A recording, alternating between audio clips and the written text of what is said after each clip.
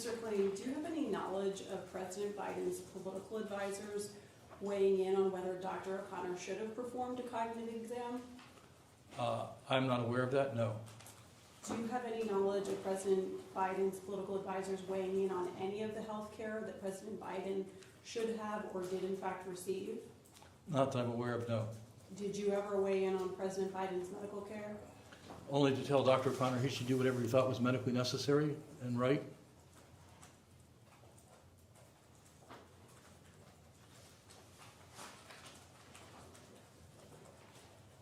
How often did you interact with President Biden's physician, Dr. O'Connor? Rarely, when the president was, I interacted with him around the time the president was sick with COVID, and then on each of the annual physical exams. So you were present for some of the physical exams? that the No. president received? You asked interacted with. I interacted with Kevin on the phone, but I was not present for any of these examinations. What did you discuss with Dr. O'Connor on the phone at those times? How much more time he needed for the exams and when they would be completed. Did you discuss the president's health or treatment on those phone calls? I told Kevin always that how to treat the president was his call, and I just needed to know if the president was going to be away from the White House and for how long, and if they were going to use anesthesia on the president. Do you have any knowledge about amphetamines such as Adderall or Vyvanse that President Biden was given during his term in office? I'm not aware of that. Do you have any knowledge about the medical care that President Biden received in the weeks and days before the 2024 State of the Union? I was not at the White House at the time, so I have no knowledge of that. Do you know if in the weeks or days before the 2024 State of the Union, White House staff or campaign staff discussed the need to medically treat the president so that he would be able to deliver his address to the nation? I'm not aware of that, if true. Do you know if in the weeks or days before the 2024 State of the Union, President Biden took amphetamines or any stimulants, I'm not aware of that, if true. steroids? Not that I'm aware of. Thank you.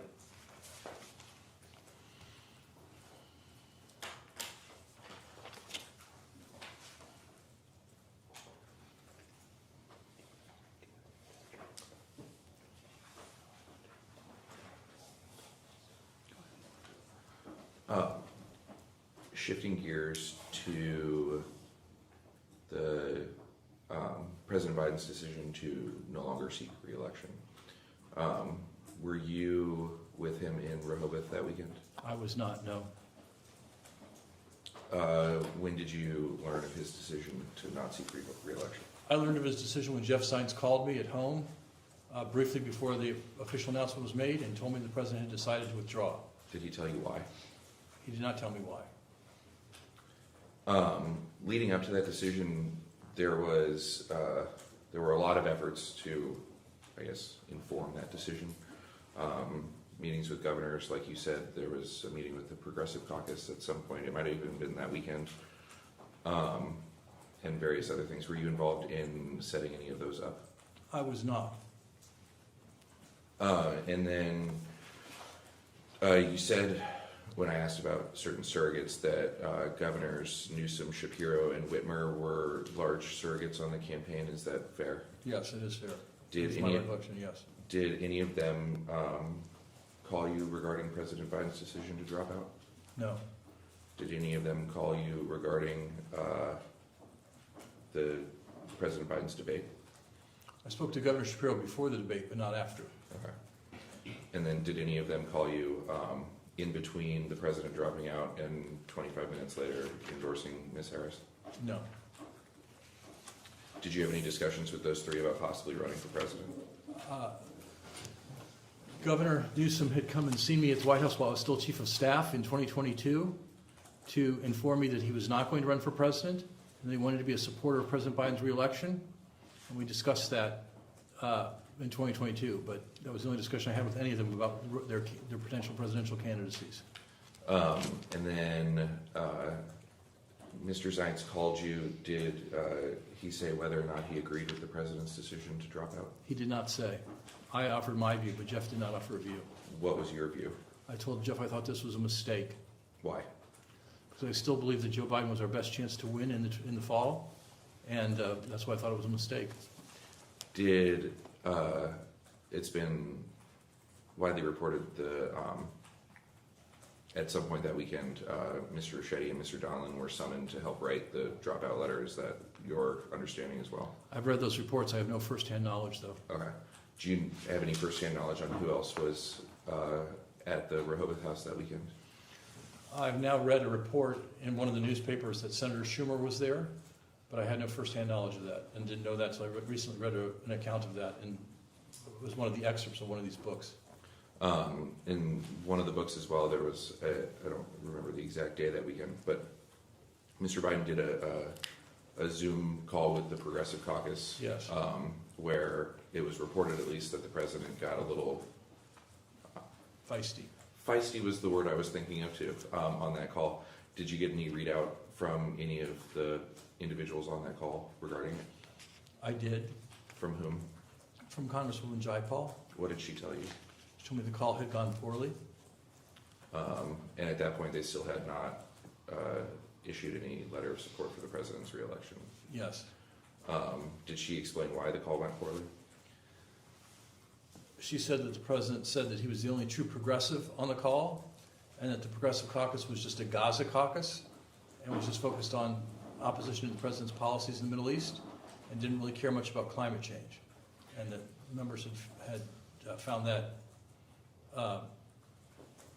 if not offensive, not an effective way to persuade them to support the president. It's been reported for a long time, and please correct my characterization, that President Biden can have a temper sometimes. Is that fair? That is fair. The president can have a temper sometimes. So, yes, that is a fair characterization. Did the readout that you got from Congresswoman Jayapal match your experience with President Biden in the past?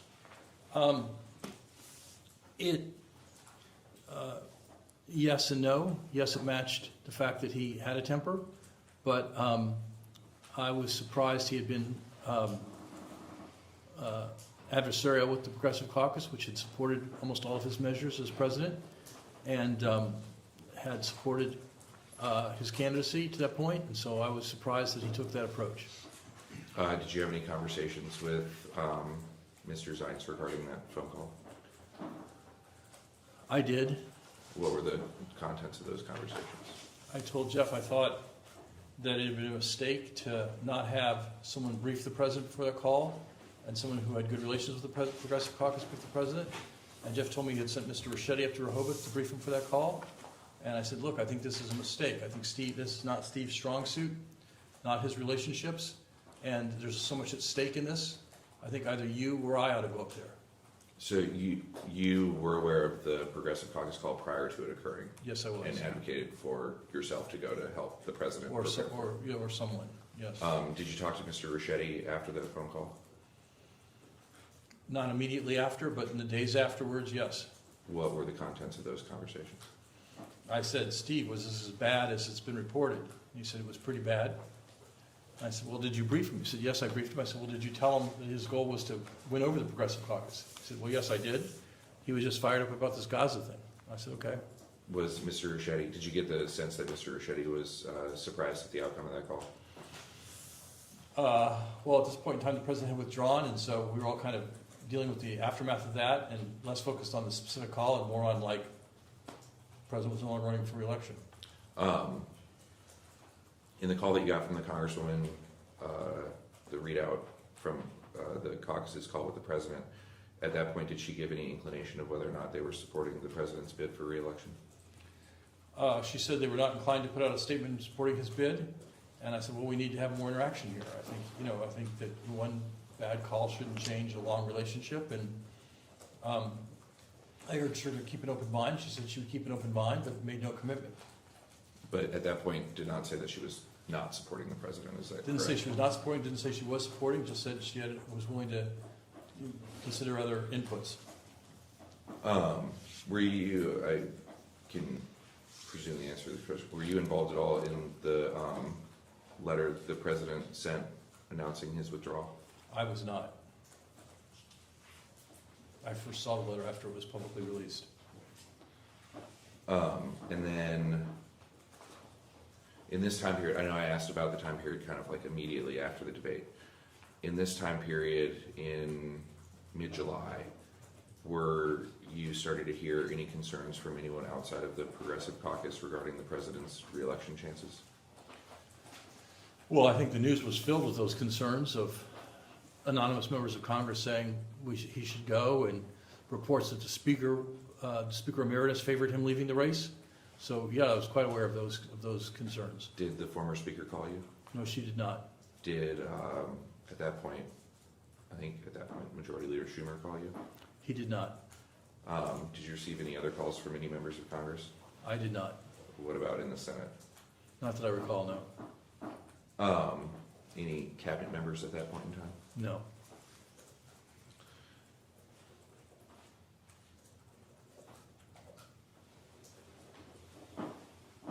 After the president announced that he was withdrawing from the race, did you have any conversations regarding whether or not he was going to endorse the vice president? No, I did not. After he withdrew, I had personally tweeted that I thought that Vice President Harris ought to be our nominee, and shortly thereafter, the President announced his endorsement of the Vice President, so it was all fait accompli. Take some credit for that? I'm not sure if I deserve any credit for that or not, but it did not surprise me that the President did that. He was very loyal to the Vice President. Were there any concerns about Vice President Harris running for president? I'm not sure what you mean by that question. There were a lot of reports of throughout the term of the vice president feeling not included in the West Wing, not necessarily given good issues. I think she was given immigration and a couple other things. I think eventually you actually set up a task force on abortion rights and for her. But then also reports that the president himself did not think the vice president could win against President Trump. Did you hear anything like that? I did not hear anything from the President on that. It was the case that Vice President Harris had run for president and had not, obviously won, had not made it to the first primary. And so I think you have to have some concerns about a candidate who hasn't done it, doing it, and that's one reason why I supported President Biden staying in the race. He was the only person who never beaten President Trump in an election. And so I kind of think, past performance is a good indication. And then